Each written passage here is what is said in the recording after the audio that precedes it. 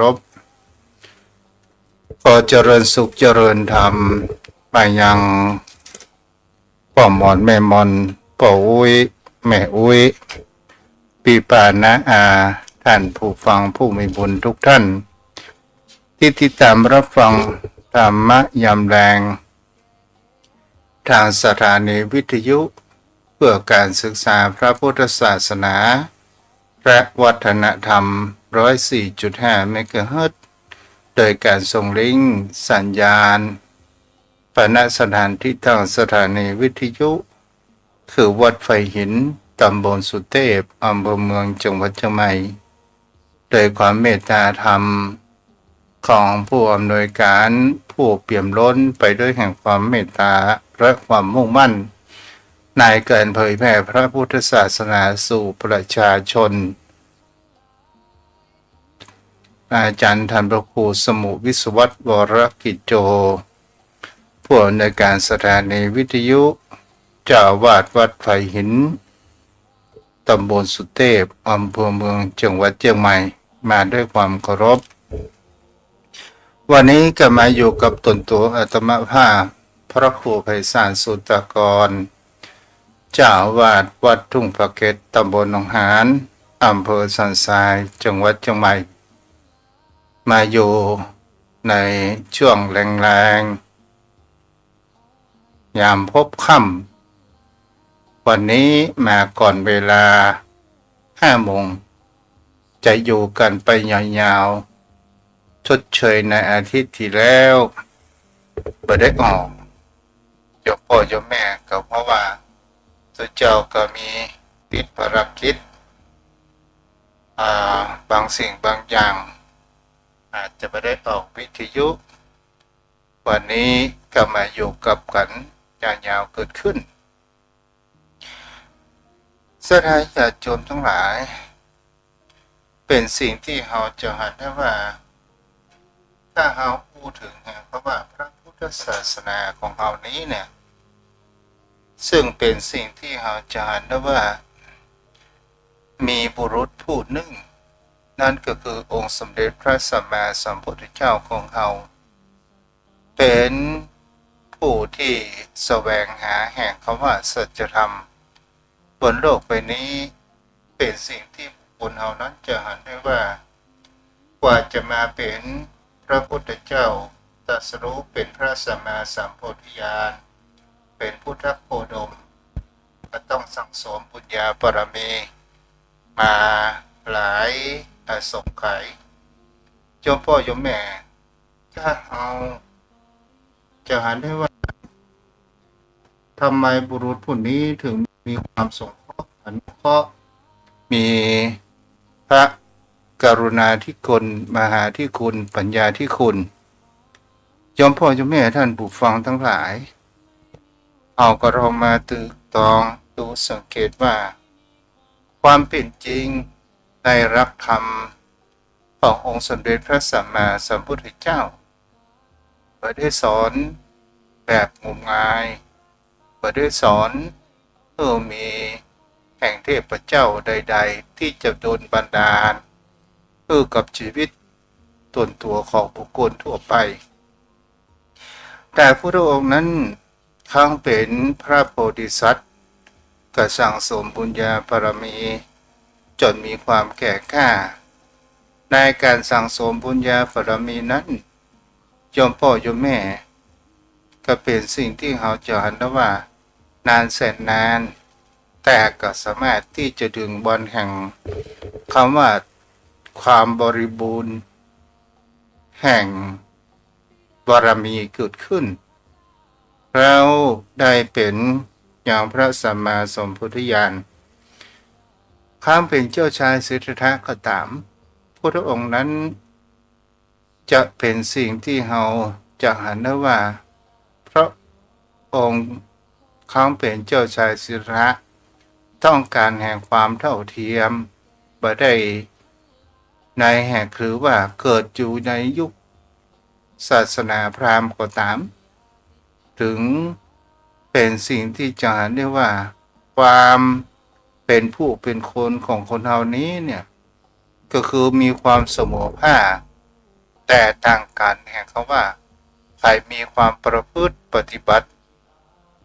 ถ้ามีความประพฤติปฏิบัติสำรวมกายวาจาใจแล้วก็ถือว่าเป็นผู้มีคุณธรรมแต่ถ้าว่ามีความประพฤติทางด้านทุจริตก็หมายถึงเขาว่ากระทำบดีทางด้านกายวาจาใจแล้วก็ถือว่าเป็นคนบุคคลนั้นขาดคุณธรรมนั้นเกิดขึ้นวันนี้ศรัทธาญาติโยมทั้งหลายเราจะหันแห่งเขาว่าบนโลกใบนี้ถ้าหาอู้ถึงตามกฎเกณฑ์ของธรรมชาติที่พระองค์นั้นได้ตรัสบอกไว้ว่าจะพระองค์จะอุบัติเกิดขึ้นนั้นหรือไม่ความเป็นธรรมชาติบนโลกใบนี้มันเป็นอย่างนี้อยู่แล้วความเป็นอย่างนี้อยู่แล้วนั่นก็หมายถึงเขาว่าวิถีชีวิตของคนเราเนี่ยมันมีการเกิดแก่เจ็บตายมีความเศร้าโศกพิภัยรำพันน้อยอกหม่องใจปรารถนาบ่ได้สมปรารถนาต่างๆนานาเหล่านี้เนี่ยมันก็เป็นสิ่งที่เราจะได้ว่ามันเป็นความทุกข์ซึ่งมันมีอยู่แล้วแต่หนทางที่บุคคลเฮานั้นแสวงหาที่พึ่งแสวงหาที่พึ่งทางด้านจิตใจเป็นยี่ยึดเหนี่ยวจิตใจจะเป็นเทพเจ้าสิ่งศักดิ์สิทธิ์ต่างๆนานาที่เราจะหาได้ว่าพระหุเทวนิยมในศาสนาอื่นว่าท้องฟ้ามีเทพยดามีสิ่งศักดิ์สิทธิ์ต่างๆนานาแล้วบางครั้งบางคราวพระเจ้าจะลงโทษถ้าทำดีจะไปอยู่กับพระเจ้าแต่พระพุทธองค์นั้นไม่ได้มีในความคิดประการเช่นนี้แต่พระพุทธองค์บอกว่าคนเฮา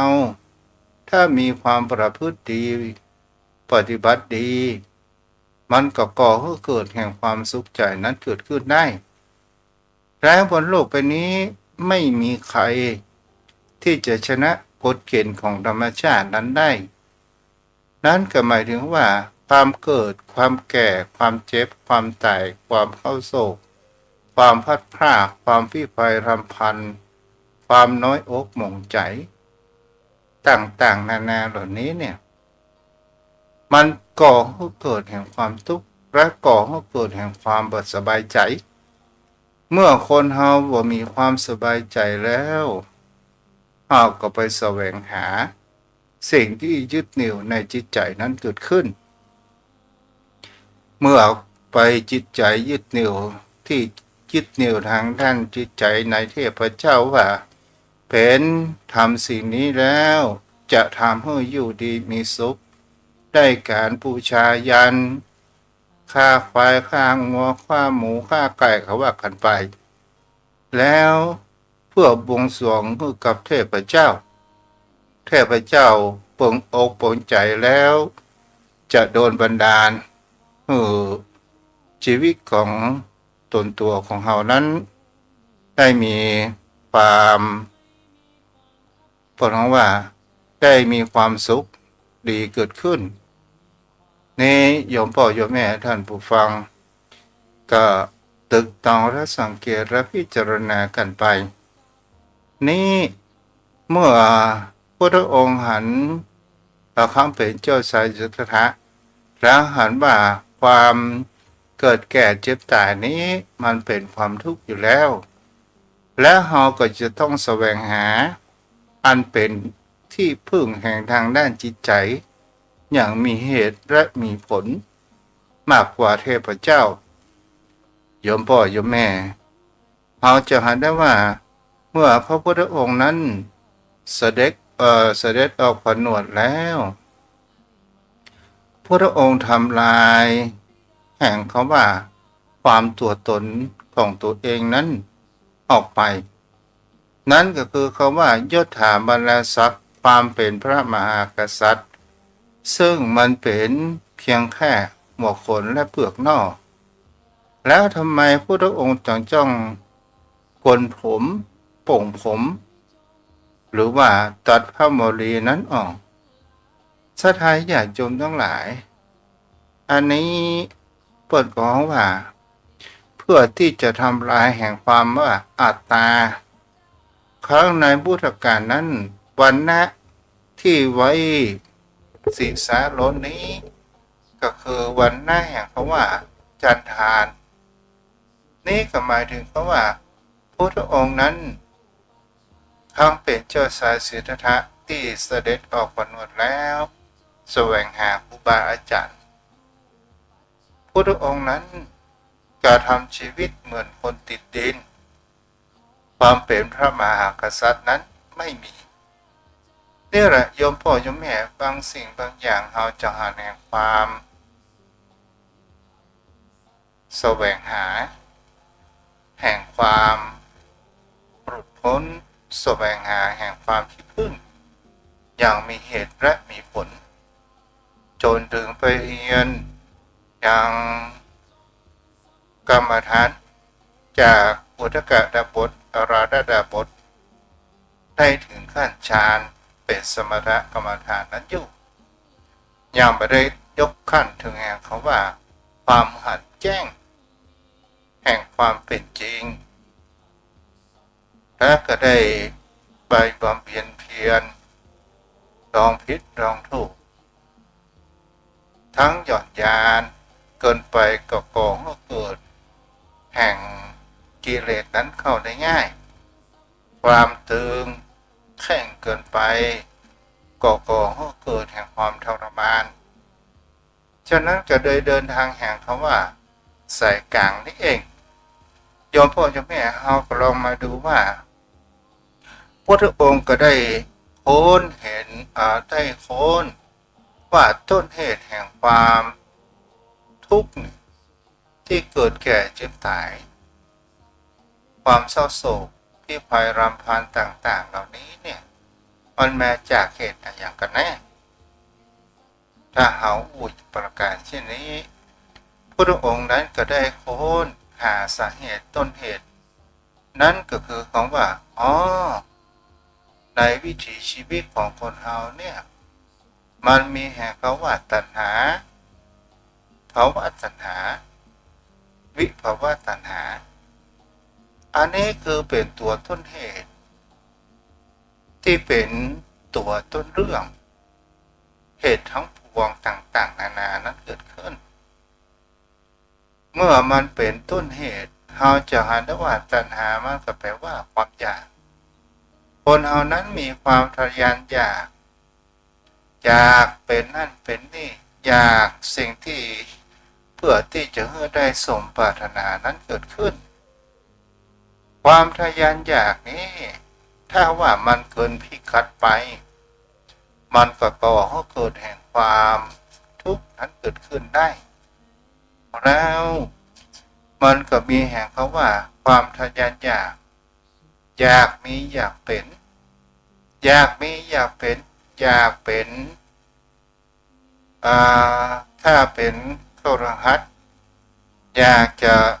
เริ่มเรียนหนังสืออยากจะเป็นแพทย์อยากจะเป็นตำรวจอยากจะเป็นถ้าเป็นพระสงฆ์องค์พระเจ้าอยากจะหลุดพ้นอยากจะ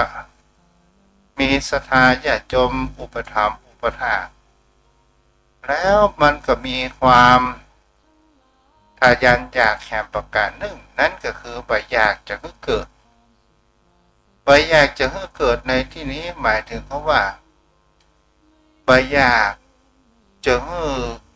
ใบอยากจะให้สิ่งที่เป็นความพลาดพลาดใบอยากจะให้เกิดกับในชีวิตของตนตัวของเขาเองแต่มันเป็นสิ่งที่มันเป็นไปได้ยากและเราก็มาพอที่พระองค์นั้นค้นหาต้นเหตุแห่งเขาว่าความอยากทำภรรยานอยากเหล่านี้เนี่ยมันเกิดมาสิ่งที่เราจะเห็นว่ามันเป็นธรรมชาติที่มันมีอยู่แล้ว ความทะยานอยากก็คือความดิ้นรนคนเฮาเนี่ยเกิดมาถ้าเอาบ่ดิ้นรนมันก็บ่สามารถที่จะมีความรู้ความดิ้นรนมันมีอยู่หลายอย่างดิ้นรนเพื่อที่จะมีแห่คำว่าทรัพย์มีแห่คำว่าทรัพย์สินสมบัติ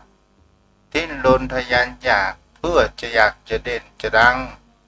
ต่างๆนานาบางสิ่งบางอย่างมีความประหยัดอยากมีความดิ้นรนเมื่อคนเฮาเกิดแห่งความดิ้นรนทะยานอยากมียศถาบรรดาศักดิ์นั้นเกิดขึ้นบางครั้งบางคราวเฮาก็ไปหลงไหลในยศถาบรรดาศักดิ์ทรัพย์สินสมบัติต่างๆนานาเหล่านี้แล้วบางครั้งบางคราวมันก็ไปหลงแห่งคำว่าไปเกิดแห่งคำว่ามันเป็นของกูมันเป็นของตนตัวของเฮากูเป็นยศนั้นยศนี้พอยอมที่จะก้มหัวไผ่นี่แหละสถายาจมทั้งหลายนี่ก็คือความที่โลนทะยานอยากอย่างครับแห่งชีวิตแห่งคารวะความที่โลนทะยานอยากมันเป็นปัจจัยสำคัญเป็นธรรมชาติแต่คนเฮานั้นปล่อยเพื่อแห่งคำว่าทิฏฐิคือความเห็นผิดทิฏฐิพระมณกษัตริย์ก็คือเป็นสิ่งที่เฮาจะได้ว่าเมื่อเฮามียศถาบรรดาศักดิ์แล้วเฮาบ่สามารถที่จะมีความอ่อนน้อมถ่อมตนนั้นได้ง่าย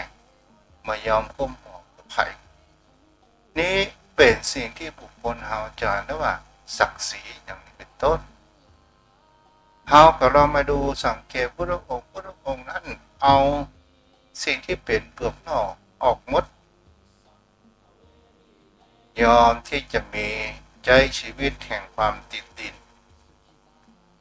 แล้วเขาก็มาดูตัวแห่งประการหนึ่งนั้นก็คือ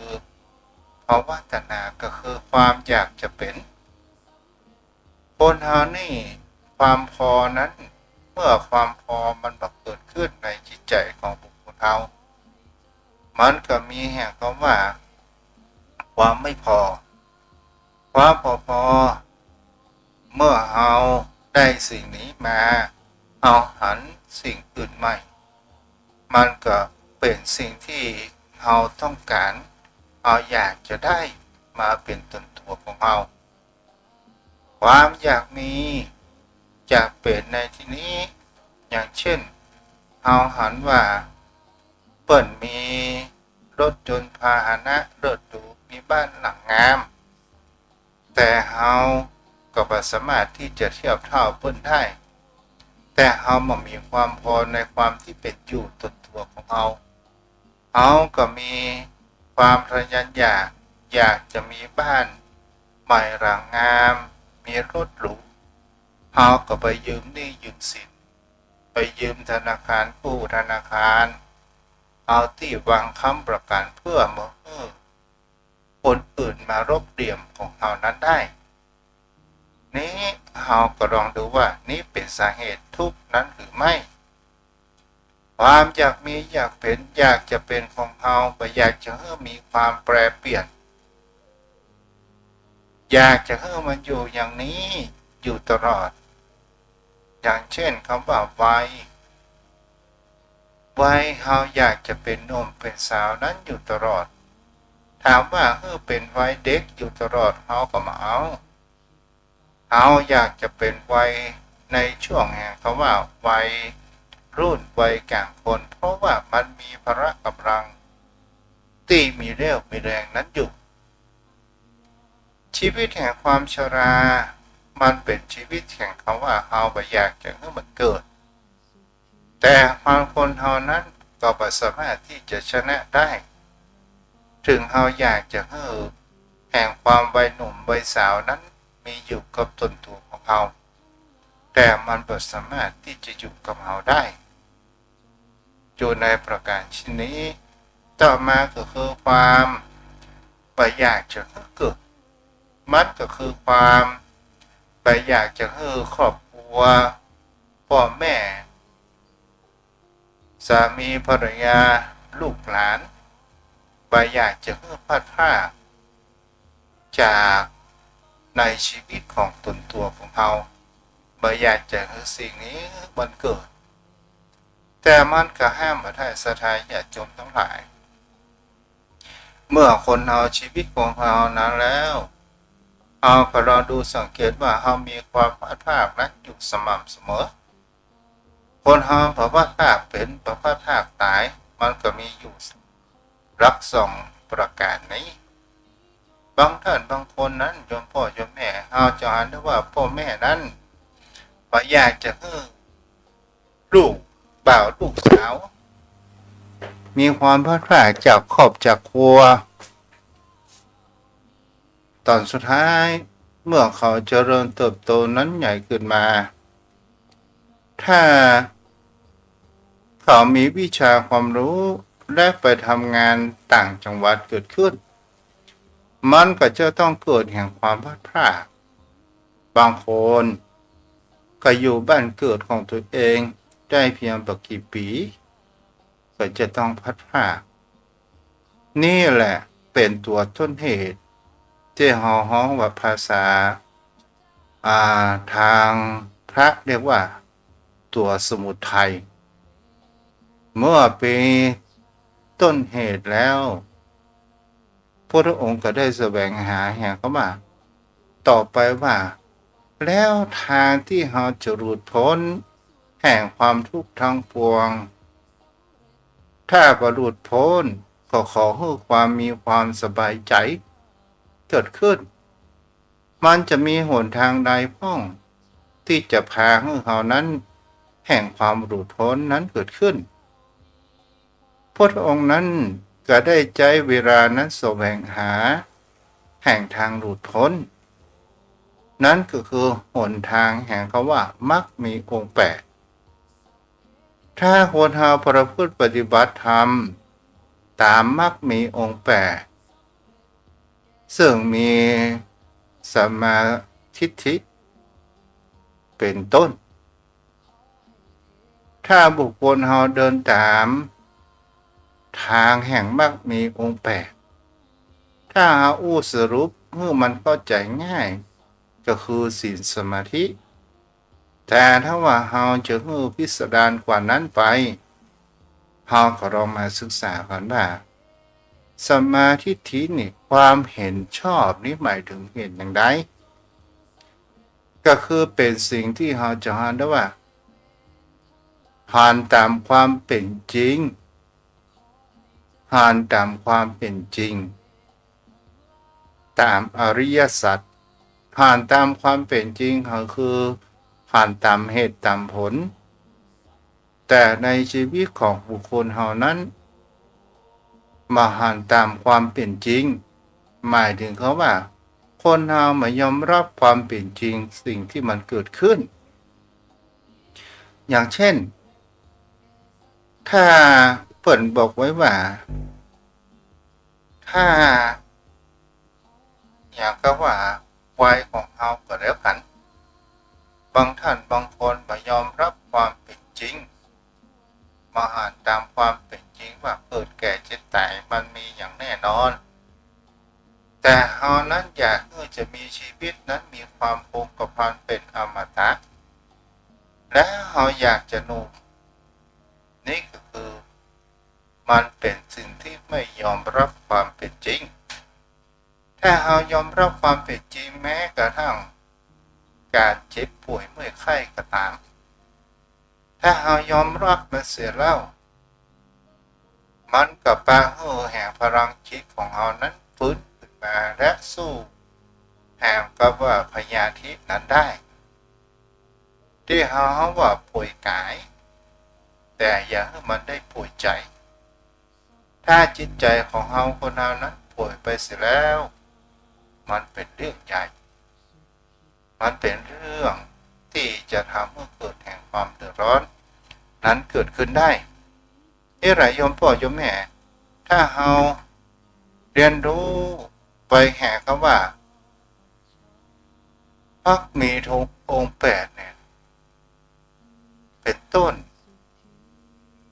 แล้วเราก็มาดูแห่งเขาว่า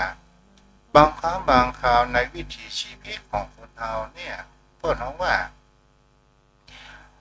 คนเรานี่ทำไมตัณหาถึงมันเกิดขึ้นได้อย่างไรมันเกิดขึ้นที่ไหนมันก็เกิดขึ้นจากจิตใจของคนเราบางครั้งบางคราวคนเรานั้นปล่อยให้จิตใจเป็นทาสของตัณหา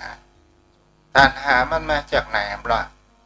ตัณหามันก็มาจากกรรมคุณกรรมคุณมาเกิดมาจากไหนก็จะมาจากรูปเสียงกลิ่นรสที่มันเข้ามากระทบตาหูจมูกลิ้นกายใจของบุคคลเราและเกิดแห่งความปรุงแต่งนั่นคือคำว่าขันธ์ห้าแล้วเราก็มาดูแห่งเขาว่าในวิถีชีวิตของคนเราเนี่ยเป็นสิ่งที่เราจะได้ว่าเรื่องทุกเรื่องไม่มีใครเป็นผู้สร้างเรานั้นเป็นผู้สร้างและเป็นสิ่งที่เราจะได้ว่าจะสุขหรือจะทุกข์หรือจะทำให้ชีวิตของคนเรานั้นมีความสุขก็อยากจะมีความทุกข์มากแต่ในวิถีชีวิตของคนเราเนี่ยถ้าคนเราไม่รู้จักแห่งคำว่าพอถ้าเรารู้บ่รู้จักคำว่าพอ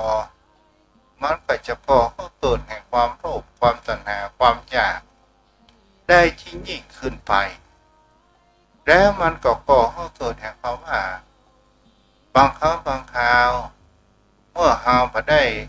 ในสิ่งที่เราฝันสิ่งที่เราหวัง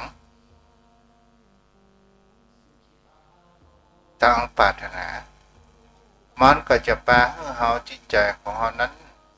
เกิดแห่งความเร่าร้อนเกิดแห่งความโกรธเกิดความแห่งคำว่าพยาบาทและอาฆาตต่างๆนานาได้มา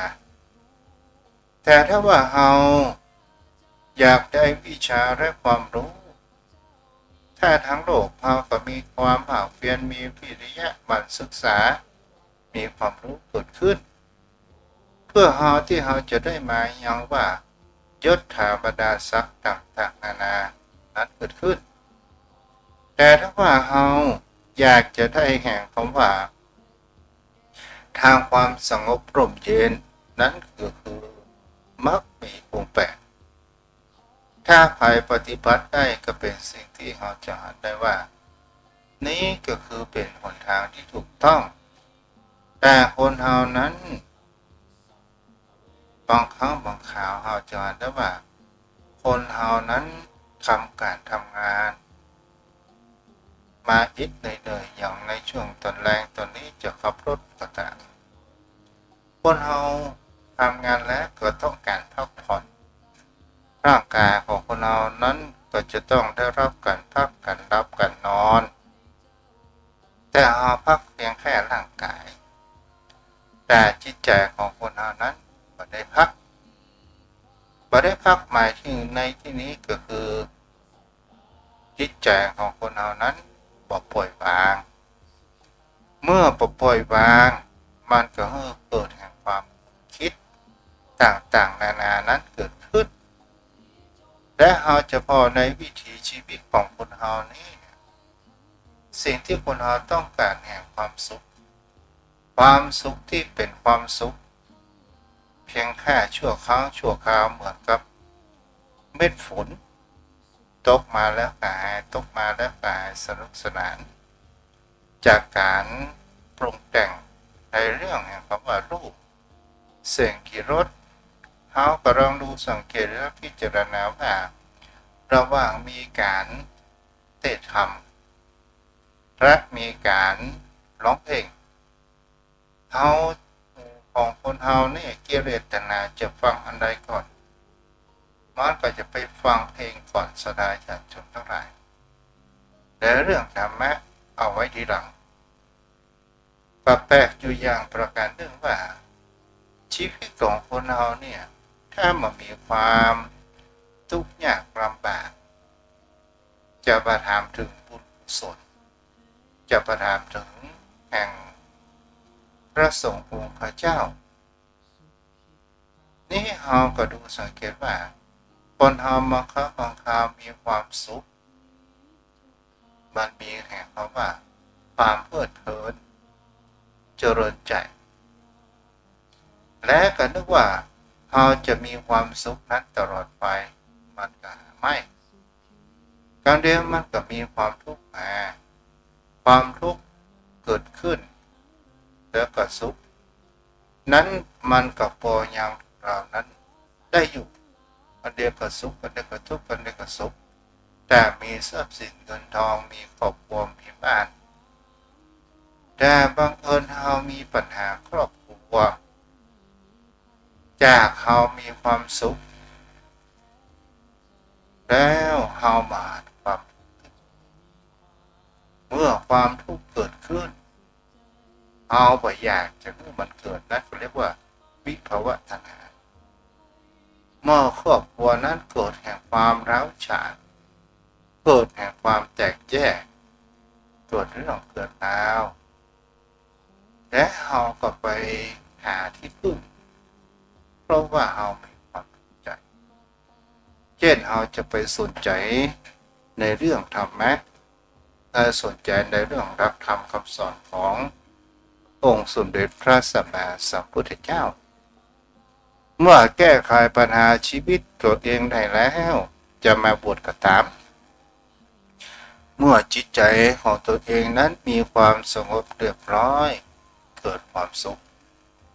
และปลงความทุกข์นั้นได้เมื่อมีความสุขบางครั้งบางคราวก็ลืมวัดไปแล้วนี่แหละเป็นสิ่งที่เราจะได้ว่านี่ก็คือ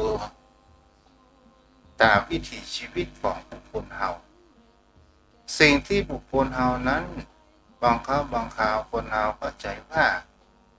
รับธรรมคำสอนของพระพุทธองค์นั้นเป็นหลักธรรมเก่าแก่เป็นหลักธรรมคำพึกว่าสามารถที่จะเอามาแก้ไขปัญหาในยุคปัจจุบันทันทวนนั้นได้แท้ที่จริงไหนเล่าคนเราต่างหากเล่าที่เรามานำรับธรรมคำสอนของพระพุทธองค์เอาไปใช้แก้ไขปัญหาในชีวิตประจำวันทั้งที่เราของรู้ว่าสุขและทุกข์มันมีความจีรังยั่งยืนกันเดียวกับสุขกันเดียวกับทุกข์แต่คนเรานั้นเมื่อเกิดสุขแล้วเขาไปอยากจะให้สุขนั้นจากไปมันก็ไม่สามารถที่จะกำหนดกฎเกณฑ์ได้ว่าเราจะให้สุขอยู่ตลอดไปแต่ถ้าว่าคนเราเนี่ยมันเป็นธรรมชาติที่มันเป็นสัจธรรมที่เราหาว่าสัมมาทิฏฐิอ่านตามความเป็นจริงอ่านตามความเป็นจริงในที่นี้เราก็หาว่าสุขก็บ่เที่ยงทุกข์ก็บ่เที่ยงทั้งสุขและทุกข์มันก็เป็นสิ่งที่เราจะได้ว่ากำเดียวมันก็สุขกำเดียวมันก็ทุกข์ถ้าคนเราบ่เข้าใจเราก็ประหารว่าเมื่อเรามีทรัพย์สินเงินทองเราก็มีความคิดว่าเรามีเงินมีทองมากมายกายกองชีวิตนี้เราจะไม่อยากจนชีวิตนี้เราจะประคัดสุขบังเอิญเกิดเหตุการณ์แห่งคำว่าเราเกิดแห่งความประมาทในการใช้จ่ายทรัพย์แล้วทรัพย์สินเงินทองนั้นมันได้หลอหมดแล้วมันก็เริ่มมีแห่งความทุกข์จิตใจไปยืมหนี้ยืมสินเปิดมาต่างๆนานาเพื่อที่จะมาทดแทนเพื่อจะให้เกิดแห่งความสุขมันก็มีความสุขเพียงแค่ชั่วครั้งชั่วคราวก็เดือก็เป็นทุกข์กันแล้วนี่แหละบางสิ่งบางอย่างเราจะหาได้ว่าความเป็นจริงของโลกใบนี้สุขก็บ่เที่ยงทุกข์ก็บ่เที่ยงสุดท้ายมันก็เป็นสิ่งที่ไร้ตัวตนหมายถึงก็ว่ามันไปอยู่ถาวรที่เรียกว่าอนัตตานี่แหละเ เป็นตัวแรกที่ให้โยมพ่อโยมแม่ได้เรียนรู้นั่นก็คือสัมมาทิฏฐิก็คือความเห็นเป็นจริงตามเหตุตามผลถ้าเรานำมาใช้ตามเหตุตามผลแล้วมันก็จะผ่อนคลายในจิตใจของเรานั้นเพิ่มเบาลงจิตใจก็มีความสบายเกิดขึ้นถ้าเราตามเหตุตามผลอย่างเช่นคำว่าคนเราทุกคนนั้นเกิดมาแล้วบนโลกใบนี้เพียงแค่กี่หมื่นวันมันก็จะต้องพัดพรากจากโลกนี้ไปและทุกสิ่งทุกอย่างมาได้เป็นของตัวของเราสิ่งที่เราสมมติว่านั้นของเรานี้ของเราอย่างเช่นคำว่าสมมุติว่าที่ดินของเราบางครั้งบางคราวโยมพ่อโยมแม่คนเราเดินทางผิดถามว่าที่นี่เนี่ยเป็นที่ของเราเป็นคนคิดคนสร้างถามจริงๆว่าคุณเคยเอาดินที่ไหนมาคิดมาสร้างแท้ที่จริงโลกใบนี้มันสร้างเกิดขึ้นมาเองแล้วคุณไปสมมติว่าเป็นของเราถ้าว่าเป็นของเราเวลาคุณตายคุณย่ำเอาไปตัวมันเป็นของเราได้จริงไหมมันเป็นของธรรมชาติเป็นของสิ่งที่เราสมมติว่าโลกใบนี้ต่างหากเล่าเรามาเป็นเพียงแค่ผู้อาศัยชั่วครั้งชั่วคราวเท่านั้นและก็เปลี่ยนผ่านไปกับลูกกับหลานมันเป็นของเราที่ไหนเล่านี่คือผ่านตามความเป็นจริงต่อมาสัมมาสังกัปปะทางเส้นที่สองคือความดำริชอบดำริในที่นี้คือมีความคิดมีความคิดถ้าเราพูดความดำริคิดออกจากสิ่งที่มันผูกพันสิ่งที่มันเป็นทุกอย่างที่มันพ้นทุกข์เสียดำริว่าเราต่อไปนี้คิดก็คือความคิดว่าเราต่อไปนี้เราจะมามีความพยาบาทความมุ่งร้ายเราจะมามีความเบียดเบียนต่อสรรพสัตว์ทั้งหลายและบุคคลอื่นคำว่ามามีความพยาบาทมามีความมุ่งร้ายถ้าเราสร้างจิตตนตัวของเราประกาศเช่นนี้แล้วอยากจะเกิดขึ้นเบื้องต้นโยมพ่อโยมแม่การทำให้จิตใจของคนเรานั้นมีแห่งคำว่าความอภัยมีแห่งคำว่าอโหสิกรรมและจิตใจเราจะมีแห่งคำว่าเมตตาธรรมเกิดขึ้นอยู่ในตนตัวของคนเรานี่เอง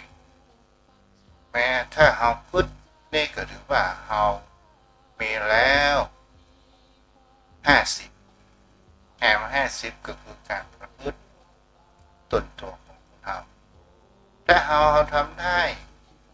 เอาเว้นจากการฆ่าสัตว์เบียดเบียนสัตว์ต่างๆนานาเราหมดไปต่อไปหันเปิ่นได้ดิบได้ดีเราก็ยินดีไปโดยหันเปิ่นทุกประกรรมลำบากเราก็ช่วยตามที่เราช่วยได้อันนี้แหละเปิ่นเอาว่าสัมมาสังกัปปะที่เรามีความคิดดำริของเราต่อมาสัมมาวาจาก็หมายถึงคำว่าวาจาชอบในข้อนี้ก็คือเว้นจากการพูดเท็จ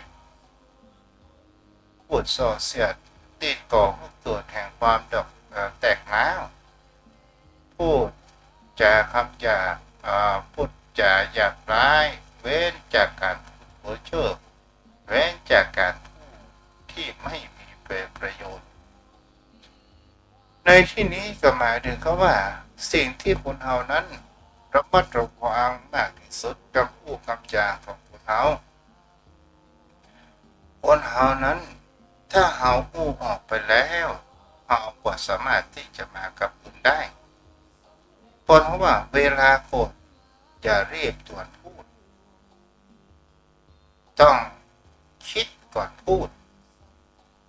คนเรานั้นบางครั้งบางคราวถ้าเราไม่ได้ฝึกจิตของเราให้มีสติกับพูดกับจาของเราในเวลาโคดมันเป็นคำพูดพดเงาสักการะปืนขอหาจะเข็บแล้วก็แม่ฟาดฟันกันขึ้นแล้วก็เกิดแห่งความแตกร้าวจากเป็นญาติพี่น้องก็เหมือนปัจจัยญาติพี่น้องบางครั้งบางคราวพูดจาหยาบคายหมายถึงเขาว่าพูดจาหยาบคายนี่ก็เกิดแห่งความขาดความเคารพนับถือถ้าหาพูดเจอเพ้อเจ้อก็คือหมายถึงเขาว่าพูดในสิ่งที่มันมีประโยชน์หมายถึงเขาว่าคนที่ชอบพูดปวดคุยโอ้เปิดพูดเรื่องลำไยจะบอกว่าบ้านตัวเองนั้นแกะลำไยได้กำไรนักกำไรหนาต่างๆนานาออกแถว5 บุญอีกเป็นต้นเนาะ อะไรโยมพ่อโยมแม่เอาไว้3 หัวข้อก่อนเนาะผู้กับพ่อหนานกับ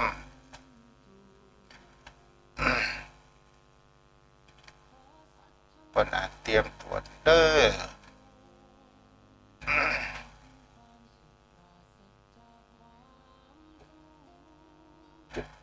ปักยก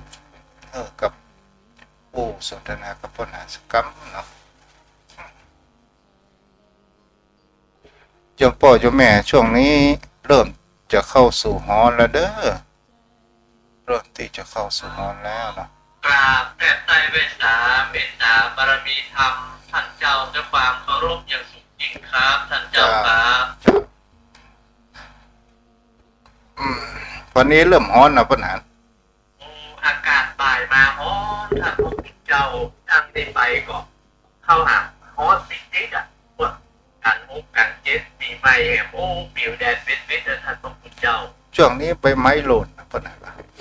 ลูกนะมันเสียอย่างเดียวท่านเจ้ามันเผามาได้เอาไปฝังมันลงมาของปัดเปิดจากเรื่องมันท่านพระคุณเจ้า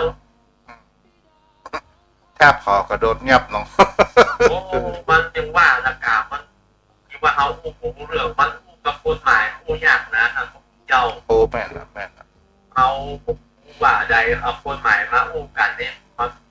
นไปในกันมาได้พูดถึงว่ามันก็ดีแต่เนาะมันก็ดีนะท่านเจ้าถ้ามันเป็นมาตรฐานเดียวกันโพสก่อนเรื่องที่ฮักมาติยางมันก็ดีแต่ถ้าคนอื่นเผาได้เขาเผาไม่ได้มันอะไรมันปล่อยมันตัดเรื่องมันเดือดมันกระกองท่านก็ให้มันกองท่านวันนี้พูดในธรรมเรื่องแห่งคำว่าอริยสัจรับธรรมที่พุทธองค์นั้นได้ค้นพบว่าเหตุแห่งเขาว่าเกิดแก่เจ็บตายความเข้าเศร้าโศกปีภัยรำพันความพัดพลาดต่างๆนานาเหล่านี้ที่ห้องว่าทุกข์ก็นานกหันว่านี้เป็นตัวแห่งเหตุแห่งเขาว่าเบื้องต้นของนั้นเนาะครับมันเป็นผู้แต่ท่านเจ้าเป็นเบื้องต้นการทับภาพจากกันมันเป็นสิ่งที่มันเกิดขึ้นจากธรรมชาติแต่เอาหูเท่าหูทานมันเอาก่อเป็นความโศกเศร้าอะไรมันเป็นปกติของผู้ชนท่านพระพุทธเจ้ามันเป็นธรรมดาของปุถุชนธรรมดาของเขามันก่ออย่างไรท่านพระพุทธเจ้าคนมันมีความผูกพันกันในฐานะเป็นญาติใกล้ชิดกันแล้วก็ทำใจลำบากก็เปิดไปเนี่ยมันอยู่ที่ว่าของเอาเนี่ยสำคัญแต่ถ้ามันเป็นคนอื่นมันก็คงเป็นอย่างแล้วก็ทำใจได้ท่านเจ้าแล้วก็นี้ก็คือเป็นสาเหตุที่พุทธเจ้าชายสิทธัตถะนั้นได้แสวงหาและค้นคิดจนมาเป็นพระสัมมาสัมพุทธญาณได้รู้ว่า อ๋อทุกสิ่งทุกอย่างมันมาจากตัณหาภาวะตัณหาวิภาวะตัณหาก็เพราะเหตุผลว่าสิ่งที่มันเกิดขึ้นเนี่ยคนเราบอกเข้าใจว่าเหตุที่มันเกิดแก่เจ็บตายมันมาความพัดพรากเศร้าโศกอะไรหานี่มันมาจากไหนแล้วเมื่อเรามามีที่ยึดเหนี่ยวเราก็ไปบอกว่าอ๋อก็คงจะไปอยู่กับพระเจ้าอยู่กับเทพยดาอาหังต่างๆนานาเพราะว่าต้นเหตุสาเหตุเราหมอหูว่าเรานั้นมาจากไหนแล้วพนันก็คือเผ่าพันธุ์แห่งความเป็นมนุษย์คนเราเนี่ยบางคนก็ว่าเทพเจ้าเป็นผู้บันดาลให้มนุษย์ผู้แรกในศาสนาอื่นเนาะแล้วศาสนาพุทธศาสนาก็บอกว่าเทพยดาชั้นสุทวาสที่ลงมาเมื่อโลกใบนี้กำลังที่จะเย็นลงได้ลงมากินมวลดินและกับมดอิทธิฤทธิ์ที่จะกลับไปสวรรค์อันนี้มันไม่มีหลักฐานแต่มันเป็นเรื่องเล่าเอาเพราะนั้นก็เป็นเช่นนั้นครับท่านเจ้าแต่มันก็มีมูลเหตุของมันที่จะทำให้เกิดมันก็มีอวิชชาเป็นเบื้องต้นมีตัณหาเป็นอย่างเดียวที่ทำให้เกิดมันเป็นเหตุอิงซึ่งกันและกันเนาะสติจสมุปบาทท่านเจ้าอิทธาปัจจยตาเป็นสาเหตุของมันตามหลักพูดของเรานะครับท่านเจ้าถ้าเป็นโลกวิทยาศาสตร์ก็บอกว่าเราเนี่ยมาจากทะเลมาจากการพัฒนาเชื้อแบคทีเรียเกิดขึ้นมีก่อให้เกิดขึ้นแห่งคำว่ายุคแรกยุคสองจนยุคไดโนเสาร์แล้วมาเปลี่ยนแปลงเป็นยุคมนุษย์ของคนเราเนี่ยอันนี้หลักฐานของวิทยาศาสตร์มันมีไดโนเสาร์ปรากฏอยู่เนาะอันนี้เราก็หมูเหมือนกันนะบางคนก็บอกว่ามาเผ่าพันธุ์เรานั้นมาจากลิงเผ่าพันธุ์หนึ่งที่มีวิวัฒนาการมากกว่าสัตว์อื่นอันนี้มันก็เป็นสิ่งที่เราไปเชื่อผ่าสักคนแล้วท่านเจ้ามันลิงมันลักษณะคล้ายแต่สติปัญญามันเทียบกับคนมาได้มันมีวัฒนาการนะว่า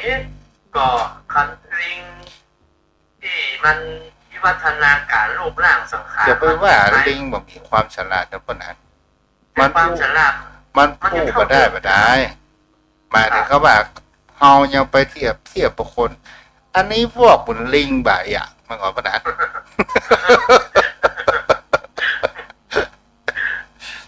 มันสัญชาตญาณของมันก็ยังอยู่อย่างเช่นนั้นน่ะเขาก็ยังว่ามันก็วิวัฒนาการมาเป็นคนหรือว่ามันคล้ายคลึงจริงแต่ว่ามันก็วิวัฒนาการเปิดพูดเพราะว่าดูสติปัญญาของเรามันแตกต่างกันเยอะนะครับท่านเจ้าครับถ้าเอาเรื่องนี้มันก็เป็นโลกแห่งจิตตายเด้อพ่อแน่นอนใช่ครับมันมีที่โจมครับมันแบบอิงด้วยเหตุด้วยผลมันก็บอกเกิดประโยชน์อันใดครับท่านพระเจ้ามันก็คนละเผ่าพันธุ์กันแต่พูดถึงมันเนี่ย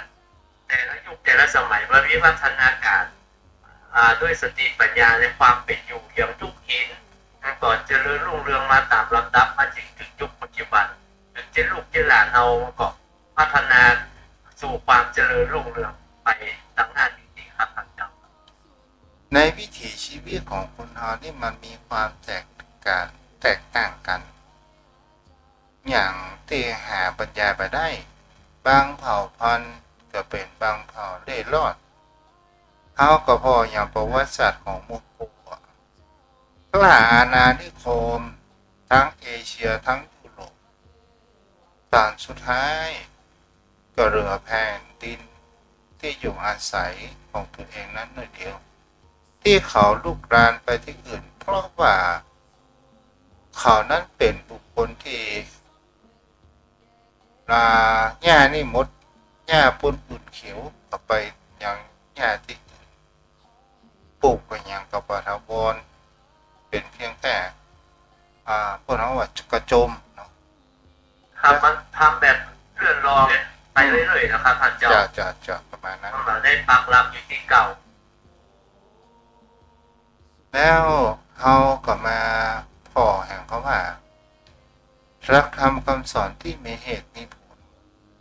และเป็นสากลมากที่สุดก็คือรักธรรมคำสอนของพุทธองค์พุทธองค์ก็ได้ว่าคุณจะมาศึกษารักธรรมของเฮาจะต้องเข้าหิดอย่างก่อนนี่มันพุทธองค์ว่าลองพอก่อนเด้อพุทธศาสนาบอกว่าลองพอก่อนเด้อเพราะนานจำเชื่อได้ก็ว่าพุทธศาสนาเนี่ยรักธรรมแห่งความเป็นจริงก็คือแห่งคำว่าอนิจจังก็คือพุทธศาสนาเนี่ยมันเคลื่อนไปประเทศนี้อย่างเอาผ่านข่าวอย่างพระธุดงค์ที่เดินอย่างประเท อ๋อ ศ เสีย ส ง ห ยา รัฐ ตาแล้วหรือครับท่านหลวงเจ้า อ่า มันผมเก้ากับผมคิดว่ามันจะถึงสัจธรรมอย่างแท้จริงก่อนขอโทษเถอะมันจะสร้างภาพหรืออย่างใดเฮายังแบบเจตนาลงมันอันแน่แท้ของเปิดนะครับท่านเจ้า จะ เพราะว่ามันจะยึดตามหลักคำสอนอย่างพุทธศาสนาโดยแท้จริงด้วยเหตุด้วยผลหรือไม่ หรือว่าเพื่อปลุกเพื่อเกิดความมีความศรัทธาเหมือนกับสร้างศาสนิกสร้างภาพขึ้นมามีความศรัทธาก่อนดีนะผมยังเข้าใจเทียมแท้เนี่ยนะครับการเดินยุทธาทุดงอย่างโครงการนั้นเพิ่นบ่ได้เขียนเขาว่าพุทธศาสนาเพิ่นเขียนว่าแห่งเขาว่าเดินเพื่อสันติภาพคนจะนับถือศาสนาอย่างก็ได้ประมาณถึงเขาว่ามันก็เพิ่นบ่ได้เน้นทางเหมือนกับว่าเอหิปัสสิโกเพราะนั้น อ๋อยุบแบบประเทศว่าท่านจะมาดูเถิดเนาะน้องก็มาใส่ตัวบัตรมาเชิญไหวเป็นจะอ้างนะครับท่านเจ้า เจ้าก็คือ แต่ว่าพูดถึงรักคำสอนศาสนาเฮานี่มันก็เป็นศาสนาสันติภาพ และมันอิงด้วยเหตุด้วยผลซึ่งกันและกันมันมีเหตุอย่างนี้ผลมันถึงเป็นอย่างนี้ก็อาศัยเรื่องของสัจธรรมของธรรมชาตินะครับท่านเจ้า เจ้าที่ แต่ว่าศาสนาสากลนะครับท่านพระคุณเจ้า เจ้าแม้กระทั่งการที่คนต่างชาติที่มีความร่ำรวยมากมายตอนสุดท้ายก็ว่าความร่ำรวยแท้ที่จริงมันก็หาความสุขจิตใจมาได้เหมือนกับรับทำคำสอนของพุทธศาสนานั่นก็หมายถึงเขาว่าบุคคลที่คนเฮานั้นน่ะมีความอิ่มตัวทางด้านใดด้านหนึ่งเนี่ยพวกนั้นความอิ่มตัวทางด้านนอกทรัพย์สินสมบัติเนี่ยแต่มันก็ขาดแห่งความอบอุ่นทางด้านจิตใจก็เสาะแสวงหาแห่งที่พึ่งทางด้านจิตใจพวกนั้นว่าไม่ก็ครับคือความสุขที่แท้จริงมันคือความสุขอันเกิดในใจครับท่านเจ้าแต่ว่าความร่ำรวยมันเป็นปัจจัยเพื่อหนุนอำนวยความสะดวกมันช่วยได้บางประการแต่ว่ามันไม่ได้เป็นความสุขทั้งหมู่ทั้งมวลอันเกิดจากใจครับเพราะว่าความร่ำรวยมันก็ยังเจือด้วยอามิตรมันยังมีความทุกข์ปะปนอยู่ครับมันไม่ใช่สุขที่แท้จริงครับท่านพระคุณเจ้ามันเจือด้วยอามิตรแม่นและมันมีป่าประมิตรติดตามมาหมายถึงเพราะว่าคนเฮานั้นบางครั้งบางคราวคนที่แอบกินตัวเฮามีงานสองสารอย่างก็มาเฮาใช้ชีวิตแบบแห่งเขาว่าแบบกินรูอยู่สบายอย่างเนี้ยมันก็มีอีลูกเดิมแล้วก็ทีนี้ความอิ่มตัวของคนเรานะมันแสวงหาว่า โอ้อยากหาธรรมชาติอย่างแท้จริง ความเป็นบ้านนอกบ้านนอก อย่างนี้เป็นต้นนะคุณอาจ ครับมันเป็นเช่นนั้นแต่ว่า ความเจริญเนี่ยมันดีไปบางอย่างบางประการ แต่ว่ามันก็มีเสื่อมในตัวของมันเองอย่าเอามาคิดถึงอย่างปัจจุบันนะครับเอามาเทียบถึงความเจริญในอดีตนะอดีตจริงใช่แต่ความเจริญมันเทียบปัจจุบันกับความไม่เจริญอย่างความสุขทางจิตใจของเปิดมันมันไม่ได้ยิ่งย่อนไปกว่าปัจจุบันนะครับ เพราะว่าถึงแม้มันจะเจริญทางด้านวัตถุแต่ว่าเพื่อนอยู่กับธรรมชาติได้อยู่กับสภาพแวดล้อมได้มันก็มีทรัพยากรของธรรมชาติที่ยังสามารถหล่อเลี้ยงชีวิตเพราะมันมีปัจจัยสี่เป็นพื้นฐานของคนอยู่แล้วครับมันทุกสิ่งทุกอย่างธรรมชาติมันก็มีพร้อมทุกอย่างอาจจะแบบมาถึงขั้นกับต้องดิ้นรนเหมือนปัจจุบันนะครับท่านเจ้า เหตุปัจจุบันหาความสุขจากนั้นได้ยากเพราะอะไรคุณอาจว่า มันสภาพแวดล้อมมันก็เปลี่ยนแปลงไปแล้วก็มันจะต้องเอาตัวแปรเป็นตัวกลางคือเงินเป็นตัวกลางเพราะสภาพของธรรมชาติที่จะเอื้ออำนวยความสะดวกและความเป็นอยู่เลี้ยงชีวิตสังขารของเรามันหาน้อยนะครับมันมีน้อยให้นาสิ่งสัตว์ทับไม้ไส้เพื่อที่พอจะดำรงชีพอยู่ได้มันคงไม่มีแล้วครับท่านเจ้ามันเป็นบ้านเป็นไปตาม ถ้าเอาอู้ไปถึงแล้วเนี่ยในยุคปัจจุบัน สิ่งที่เป็นกรรมคูณ เหล่าหูหล่อตาเกิดแห่งความอยากได้อยากมีอยากเป็นอยู่มากมายเอากระลองพอแม่หอแม่เฮือนยุคก่อนกับยุคปัจจุบัน แม่หอแม่เฮือนในยุคก่อนนี่ประเทศแต่งแน่แต่งตามากนัก ในยุคปัจจุบันเนี่ยต้องไม่ยอมถ้าให้บดีกับไปทำโบท็อกไปดึงหน้ามันเต่งตึงอย่าเอะก็นะ มันใช่ครับท่านพระคุณเจ้าคือมันมันมันฝืนธรรมชาติครับมันเป็นกระแสที่มาได้ไปจากธรรมชาติมันทวนกระแสท่านพระคุณเจ้าอย่างคนอายุนักเนี่ยมันก็ไปดัดผมไปแต่งคิดว่ามันยังสวยงามอยู่เพราะติดอยู่ในกรรมคุณครับมันไม่ได้เป็นธรรมชาติอย่างแท้จริงอย่างคนสมัยรุ่นก่อนนี้เพื่อทำเพื่อความสะอาดเพื่อมันมีสิ่งสกปรกโสโครกในร่างกายแต่ว่าเพื่อปล่อยตามธรรมชาติตอนนี้มันงอกมันก็มีอย่างย่อมถ้าต้องเจ้ามันก็ไปตามธรรม ก็ ชา ลอง ติ บอกแม่หอแม่เงินสมัยป้นอ่านเขาก็ลองถามพ่อกะเวลาสมัยตะก่อนนี่ไปเตียวปลูกไผ่ปลูกนาเล็บตีนเป็นน้ำแห้งไม่ใช่เหรอ ใช่ครับท่านเจ้าแต่เพื่อก็ถือว่าเป็นธรรมชาติของมันเพราะว่าเพื่อทำงานในด้านนี้ท่านเจ้า ถูก เพื่อ ต้อง ทำให้ทำสวนมันเป็นเรื่องปกติอะครับ ถ้าเป็นมาเดียวนะ โอ้ท่านพระคุณเจ้าขอสุมาเด้อคณะอายุผม80 ปลายเพิ่นยังย้อมผมโทษสมัยเมื่อเดียวท่านพระคุณเจ้าเพิ่นมายอมแก่ครับ นั่นน่ะเป็นแห่งเขาว่าไม่เห็นความเป็นจริงตัวที่เป็นสมาธิทิเข้าเป็นมิจฉาทิฏฐิเสียเนาะ ครับมันปิดบังด้วยอนิจจังทุกขังอนัตตาด้วยตัวเองครับ กันนั้นนะในยุคปัจจุบันนี่กรรมคุณมันหลอกล่อตามากมาย แต่ใน ใช่ ยุคก่อนเนี่ย เจ้า มันมามีสิ่งที่กรรมคุณมันมากนักเขาก็ลองย้อนไปดูเห็นเขาว่าในอดีตพวกนั้นได้เสี่ยงกับไฟเสี่ยงกับน้ำมันตามโคมถ้าคนมีน้อยก็ตามตะเกียงมันสักเดือนละกี่บาทในยุคปัจจุบันเทคโนโลยีมันแพร่หลายค่าไฟมันก็เปลืองมันก็เพิ่มขึ้นไหนจะมีคอมจอพิเตอร์ในอินเทอร์เน็ตทีวีนี่เขาบอกว่ากันนะมันประเด็นนี่มันตกไปแล้วเพราะว่ามือถือมายึด ท่านเจ้า มือถือมายึดหมดเนาะ เป็นนั้นครับหนังสือ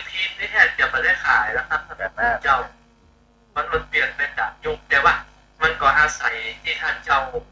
อธิบายไว้อาศัยเงินนะเป็นปัจจัยในการที่อำนวยความสะดวกและคนก็ต้องปลูกป่าเนี่ยแต่ว่าจะอยู่แบบธรรมชาตินั้นมันก็สิ้นเปลืองแต่คนเฮามันพยายามดิ้นรนเพื่อความสะดวกสบายแต่ว่ามันก็มีทุกข์เพราะว่ามันจะต้องดิ้นรนแสวงหาอย่างท่านพระเจ้าไม่ได้พักไม่ได้ผ่อนร่างกายแทนที่จะได้พักได้ผ่อนก็ต้องปลูกป่าซ่อหาเงินหาทองเพื่อมาบำรุงบำเรอกรรมคุณต่างๆนะครับแต่ก่อนนี้ก็ผมท่านโมดที่ท่านเจ้าอธิบายนะก็ตามได้ใจแต่เกียงก็ตามได้ใจเดียวลูกเดียวท่านเจ้าแล้วก็น้ำก็ไปหาไปตักออกมาขอเล็กอย่างได้ทำได้ใจทุกอย่างไม่การอย่างนี้ทำได้ใจทุกอย่างครับท่านเจ้าครับในสมัยปัจจุบันนี้แทบจะมีคนเดินนะครับใส่รถไกลอย่างไรเขาไปใกล้อย่างไรก็ไปเดินครับท่านเจ้าแต่พูดถึงว่าความเป็นธรรมชาติเพิ่นสร้างคนเฮามาเพื่อเดินเพราะน่ะเราไปสังเกตคนเฒ่าคนแก่พี่น้องอยู่บนดอยเพิ่นเที่ยวขึ้นดอยลงห้วยก็เพิ่นก็มีอายุแถมอีกประการหนึ่งสิ่งที่ความปรุงแต่งเป็นของกินของป่ามันมาจากธรรมชาติกว่าจะได้กินซุปกว่าจะได้กินปลาก็จะต้องไปออกไปซ่อหาปลาส่วนมากจะกินผักกินไม้เนาะคนนั้นเนาะครับนี่ก็เป็นผักไม้ที่บรรเจือด้วยสารพิษนะท่านพระคุณเจ้าเพราะว่ามันอาศัยธรรมชาตินั้นอยู่ด้วยกันได้ครับสภาพแวดล้อมถ้ามันมีมุดมีแมงมีเพียงเพื่อปัจจัยน้ำข้าวหมวกแค่เอาพักเสลียมมาต้มมันน้ำมันเข้าหาเอาโหดเอาปัวเขาโหดมาก็แก้กันได้แล้วก็มีพิษมีภัยอย่างท่านเจ้าครับงานเป็นสิ่งที่คนเราผ่านผ่าความเจริญรุ่งเรืองมันก็มีตัวไงเพราะว่าโทษได้กันโทษมันมาจากไหนเมื่อคนเรามีทรัพย์สินเงินทองแต่ในสิ่งแวดล้อมจะต้องใช้เงินทองก็ไปชกชิงผลเราข่มเหงลักขโมยต่างๆนานานะพวกนั้นเนาะก็เป็นเช่นนั้นนะเพราะว่าจะต้องปลูกฝ่ายหาเงินทองมาใช้ในการดำเนินชีวิตบางทีมันก็ได้ประกอบด้วยสมาชีวะมันก็เป็นวิชาอาชีพทำกันอยู่นะครับท่านเจ้าแต่ก่อนนี้มันอยู่แบบธรรมชาติมันก็เลยผมไม่มีเหตุการณ์อย่างนี้เกิดขึ้นอยู่แบบสบายแบบปีแบบน้องเลยช่วยเหลือจุดเจือกันมีนักก็แบ่งกันคิดแบ่งกันใจแต่ปัจจุบันนี้มันก็เปลี่ยนแปลงไปตามสภาพของกาลเวลาแล้วครับท่านผู้เจ้าสมัยแต่ก่อนนี่มีลูกเป็น6เป็น8ไม่มี6เป็น6เป็น7เป็นโลเป็น2โลก็มีแต่เฮาจะเห็นได้ว่าปล่อยให้ใหญ่กับธรรมชาติก็หมายถึงก็ว่ายังมีข้าวมีน้ำโภชนะอาหารแล้วคนเฮามันก็ใหญ่เกินมาแต่ถามว่ามีความทุกข์ยากลำบากมันก็มีทุกยุคทุกสมัยกว่าที่คนเฮาจะอยู่ดีกินดีเนี่ยมันก็จะต้องใช้เวลาถ้ามีลูกหลายมันก็ต้องทางไอ้เก้าเขาวันนี้เนี่ยจะต้องไปทำมารับจ้างหาข้าวหาปลาหาน้ำมาให้พี่ให้น้องก็อยู่กันได้อยู่แต่ปัจจุบันเนี่ยคนเฮามันแข่งกันไปทางด้านแห่งคำว่าความเก่งแต่มันขาดคำว่าความดีต่างหากคนเฮาแต่ก่อนนี่มีลูกหลายแต่มีความดีแต่ความเก่งของคนเฮามันก็ไปคนละด้านในยุคปัจจุบันคนเฮาส่งเสริมลูกเก่ง แต่ไม่ได้ส่งเสริมให้ลูกดีนอกนั้น ถ้ามันก็เป็นเช่นนั้นเหมือนที่ท่านเจ้าว่ามัน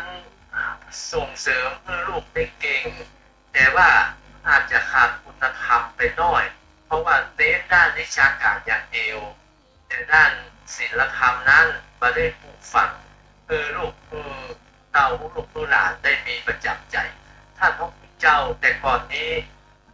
ความฮักความผูกพันในระหว่างครอบครัวเครือญาติมันมีนักกว่าสมัยปัจจุบันมันไม่ใช่ว่าสมัยปัจจุบันมันดีนะคือกับคนดีนะแต่ว่าความผูกพันมีน้อยเพราะว่าต้องทำมาหากินหางานคนยากอย่างหนึ่งก็มีลูกคนกี่คนนะการดูแลพ่อแม่ก็ยากลำบากต่อไปนะท่านพระพุทธเจ้ารุ่นประเดี๋ยวเนี้ยมันจะต้องถ้าเจ็บเป็นเจ็บปวดจะต้องจ้างเพื่อนมามาป่วยจ้างเพื่อนดูหรือว่าไปอยู่ศูนย์คนเลี้ยงคนเฒ่ามันไม่ใช่ศูนย์คนชราไม่ใช่นะศูนย์เทคแคร์ที่เพื่อนดูแลคนเฒ่าเอาคนเฒ่าที่ผมลูกหลานมีเวลานะแล้วก็เอาไปจ้างเพื่อนพอเป็นเดือนเดือนใดอาจจะถ้าช่วยเหลือตัวเองได้ก็อาจจะแต่ปันก็ปันช่วยเหลือตัวเองได้ก็เกินไปเพราะลูกหลานเวลาได้ดูก็ผมคิดนะว่าตัวเอาผมไม่จำเป็นทำนองนั้นเพราะเนื่องลูกปลายแล้วลูกต้องทำงานลางานคนยากต้องไปเพื่อนดูแลเพื่อนเลี้ยงบ้านที่มีจ้านะไม่ใช่ว่าเพื่อนทุกข์ยากลำบากเพื่อนคนรวยแต่ว่าลูกเจ้าคุณไปทำงานต่างถิ่นต่างแดนกันจ้างคนดูอย่างนี้ครับท่านเจ้าพวกนั้นเรามาสังเกตว่าพวกนั้นมีคิดว่าเท่าแก่ชรามามีมาดูแลในยุคนี้เนาะใช่ครับถ้ายุคต่อไปเนี่ยบุคลากรเนี่ยจะหายไปจากโลกไปนี้คือคนเฮาเนี่ยเขาก็ล่องพอกอ่ะประเดี๋ยวนี้ไม่ยิงบางคนบอกแต่งงานทุกคนนั้นเข้าใจบางคนก็มาเอาเมียลูกเพราะว่าชีวิตความเป็นอิสระเนี่ยมันดีกว่าแต่มันเสียที่ว่าไม่มีผู้สืบสกุลที่คนเขากลัวก็เพราะว่าเข้าใจในยุคก่อนกับยุคปัจจุบันเนี่ยจิตใจมันเหมือนกันไงนะครับเป็นเช่นนั้นแล้วก็ถึงแม้มีครอบครัวผมก็อยากให้มีลูกถึงมีลูกก็บ่เอาหลายเอาคนเดียวก็มี2 คนนักที่สุดละท่านเจ้าเพราะว่ามันเป็นภาระของเขาอันที่เขาคิดนะเขาคิดว่า1มันเป็นภาระ2มันมีเวลาได้เลี้ยงดูถ้าจะเลี้ยงดูลูกอ่ะมันต้องลางานออกงานและจะเงินทองซ่อหาคนเดียวมันยากลำบากมันต้องทั้งพ่อทั้งแม่มันแบบบางเมื่อยุคของพ่อแม่ของเราพ่อแม่ผมนี่แม่อยู่บ้านนะพ่อไปทำงานคนเดียวแต่ว่าถึงเวลาเยี่ยให้เยี่ยนาก็เยี่ยไปกับเอาลูกคนใหญ่ไปช่วยให้ช่วยนามีข้าวกินแต่ว่าของกินนี่พ่อเป็นคนไปทำงานเอาไปซื้อกับข้าวในครับท่านเจ้าแต่ก่อนที่ให้ที่นาอย่างมันมีของกินทุกคนนั้นใช่ครับมีกลางให้กลางนามีของกินมีปูมีปลาทุกอย่างในปัจจุบันนี้ใช้เงินอย่างเดียวท่านพระคุณเจ้าเขาก็ลองคิดว่าสมัยแต่ก่อนเขาจะได้ซื้อน้ำกินด้วยท่านพระคุณเจ้าสมัยปัจจุบันนี้นะเขามีจะใครกินข้าได้ซื้อโบ้ท่านพระคุณเจ้าของความเร็วของซื้อมุตะอย่างไม่กระทั่งน้ำนะท่านเจ้าเมื่อก่อนที่ติ๊กตักหมดทุกวันไปซื้อทุกอย่างทุกอันหมดท่านเจ้าครับน้ำบ่อกลายเป็นน้ำบ่อแห้งไปอย่างเดียวนะโอ้ปฏิใจเลยครับท่านพระคุณเจ้าน้ำประปานี่ใช้เฉพาะเป็นอุปโภคไม่ใช่บริโภคอะน้ำกินนี่ต้องซื้อต่างหากแต่น้ำประปาเอาไว้ใช้ซักผ้าล้างถ้วยล้างจานอันนี้ติดใจครับแต่ว่าน้ำบ่อนี่หล่อใจแล้วครับห่างโม้ท่านพระคุณเจ้าไม่ได้ใจแล้วครับแต่บุคคลถ้าในยุคปัจจุบันมันมีอุตสาหกรรมนักก็เลยบอกเขากินน้ำบางคนก็บอกอยากกินน้ำบ่อเพราะว่ามีสารปนเปื้อนพี่น้องแต่ถ้าว่าคนที่อยู่แถบโดยอย่างเปิ้ลก็กินน้ำบ่อกันนะเท่านั้นครับก็มันจะมาย่างประมาณสัก40 กว่าปีแล้วกันพระเจ้าที่เปิดปฏิบัติประมาณ น้ำมาใส่หม้ออย่างนั้น มัน เจ้า จะมาหมดรูดประมาณ2540นี่นะครับ ที่ว่ามันไม่ได้กินน้ำบ่อครับท่านเจ้าน้ำฝนก็ไม่ได้กินเมื่อสมัยเป็นละอ่อนตวงน้ำฝนกินครับตวงไว้เอาใส่โอ่งก้อนแล้วใส่โอ่งแดงไว้กินเอาฝากปิดไว้ แต่ก็นี่บ่าวสาวจะได้อู้กับกโตเมื่อไปแหบน้ำจริงกัน ครับอันถ้าแบบได้อาบน้ำก็ไปงานวัดท่านเช่าไปป่วยหลวงก็ไปงานวัดงานวามันจึงมีกระหนุ่มกระสาว สมัยแตะก่อนเนี่ยพ่อหนานก็ลองพอกอะพ่อจ่าพ่อใจเปิดยกจองไม่ยิงเนาะถ้าว่าไปพิษผีเนี่ยครับถือว่าเป็นเรื่องใหญ่ผีพิษปู่ย่าเป็น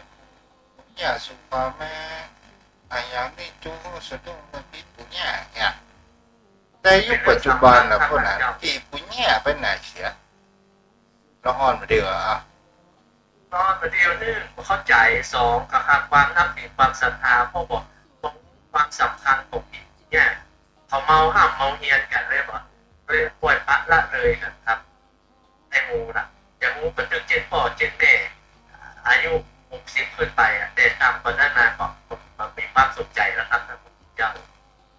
อีปู่ย่านี่แท้ที่จริงก็คือเป็นศาสนาดั้งเดิมเก่าแก่ของเรานะก็คือศาสนาพุทธแล้วต่อมาก็คือเมื่อพุทธเข้ามาเลยยอมนับถือพุทธศาสนาแต่ก็ยังมีผีอยู่นะเนาะ ครับแต่ที่เก่าๆเดิมๆเนี่ยยังผสมผสานเป็นนับถือพระท่านเจ้านอกจากรุ่นใหม่ๆนะเพราะว่ามันมีแต่ดั้งแต่เดิมมันเช่นพวกวิเวมอดมาแล้วครับเพื่อก็นับถือกันมาเพื่อก็บรรลุกว้างๆท่านเจ้าเพื่อก็ยังเอา12พูดก็เอาเรื่องความเชื่อของบรรพบุรุษเรื่องผีนี่เพื่อก็นับถือพระท่านเจ้าครับ แม้กระทั่งเขาไปกินข้าวข้างตาข้างตังเอาไปได้เข้าร้านเอาไปเนี่ยกันเสียเขาชิติแล้วกันเนี่ย ใช่ครับท่านเปิดก็ยังนับถืออยู่บางคนนับถือแต่สมัยปัจจุบันนั้นก็เปลี่ยนแปลงกันไป เพราะว่ามันแบบได้ต่อเนื่องกันท่านพระพุทธเจ้าละอ่อนรุ่นใหม่มันห้ามมันเรียนวิทยาการใหม่ๆมันมีความเข้าใจในด้านนี้ครับ จะเอาแล้วก็แดดปล่อยลงมาจากนั้น ครับขอกราบแทบใต้ไว้3เมตตาธรรมท่านเจ้านะครับนี่คือน้ำธรรมคำสอนวันนี้ก็เป็นธรรมะที่เอาจะนำมาประพฤติปฏิบัติแล้วก็ได้ประโยชน์ส่วนที่ผลครับถึงมากถึงผลครับขอท่านญาติธรรมกัลยาณมิตรกัลยาณธรรมทุกท่านที่ได้เรียนรู้บรรยากาศวันนี้ก็ขอปฏิบัติตามอยู่กระทำใจอยู่ซึ่งคำสอนเพื่อกระทำคือของทุกข์มันสิ้นสุดไปนะครับขอขอบคุณครับสวัสดีครับ ทุกอนุโมทนาเด้อเอ้าที่อยู่ทางบ้านไปจะโทรมาก็โทรมาได้เนาะตอนนี้เวลา5 โมง53 นาทีถ้ามีป้นหนาตัวนี้2 ชั่วโมงนี่ถือว่าเล็กน้อยนะ จะอยากจะพูดมันเมินเนาะพูดถึงมีสถานญาติโยมทางบ้านอ้าวใครจะโทรเข้ามาได้เด้อ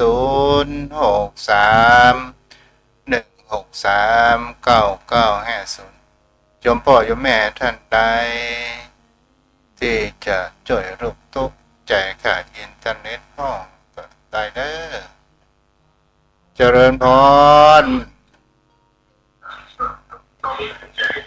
แม่ปิดวิทยุก่อนแม่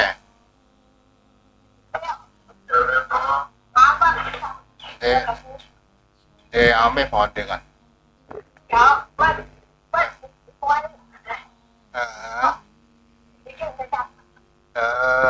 จะเปิ้ลมีโปรยเหรอจ้ะอ๋อดีเจ้าเขาเอาแม่พรเป็นจ้ำฟ้อนกู้หน้ามาก่อนหาโอ้ตะตึงนงเนี่ย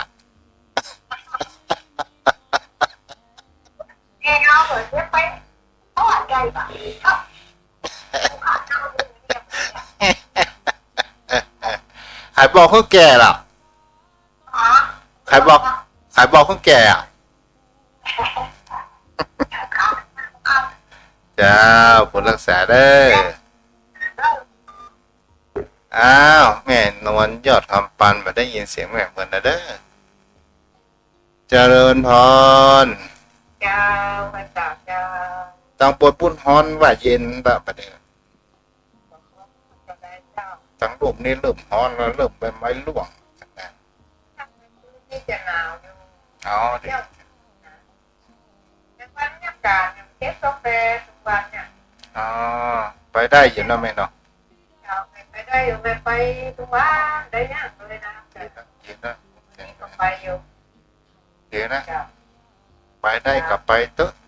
ไปอ่ะเนาะ อืม ซึ่งมาได้ต่อกับม่วงค่ะ โอ้อยู่มาได้กันเด้ออัมเซเมอร์เส้นยืด เอาไปอยู่สวนรุ่นมันม่วงอยู่นะ จ้าดีละ จ้า จ้าผู้รักษาเด้อจ้า จะมีเวลาเข้าไปเจาอยู่ เจ้ารักษาแม่อ้าวช้างแหม4 นาที06316399500631639950เจริญพรแม่ปีที่อยู่กำเด้ออุตังโทรศัพท์เด้อ ราชการครับ เออคุณโยมกะโยมป่อกะ ราชการครับแชร์เจ้า เอาบ่ได้ยินเสียงเหมือนเด้อ แม่กายทำหนาวแต่ผมฟังตลอดครับเนาะ จ้าจ้าจ้า ตอนนี้ก็ฟังครับเนาะ ดีดีแม่ลิมมาก่อนเด้ ครับท่านแม่เลยครับเนาะ ฮ้อนกว่าจะแม่ลิมนะ โอ้ร้อนขนาดเลยครับ กันเรียกว่าแต่วันดวงเดียวกันบ่ฮ้อนนี่นะ โอ้เหมือนครับเนาะเอ๋เลยเหมือนแต่เป็น จ้า ครับ จ้า เนาะ จ้าเข้าใจดีเนาะ โอ้เข้าใจ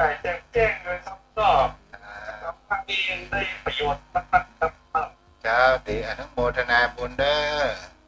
ครับรู้ไหมกำลังใจท่านนะครับ ครับอนุโมทนาบุญจ้า ราชการครับ 0631639950ตุเจ้าตุ่งพวกเกต